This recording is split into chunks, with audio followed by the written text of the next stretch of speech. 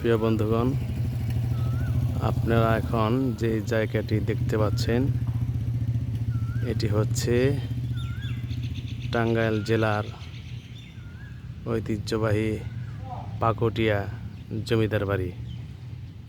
এটি হচ্ছে পাকুটিয়া জমিদার বাড়ি।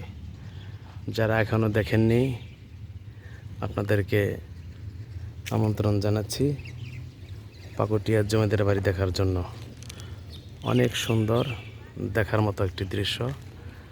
আমার অনেক সময় আশ্চর্য লাগে, আজকের দুনিয়ার ইঞ্জিনিয়াররা রড ছাড়া কোনো কথাই বলেন না, অথচ এগুলো ফাউন্ডেশন ছাড়া শত শত বছর কিভাবে দাঁড়িয়ে আছে, আল্লাহর কুদরত বোঝাবারও কঠিন।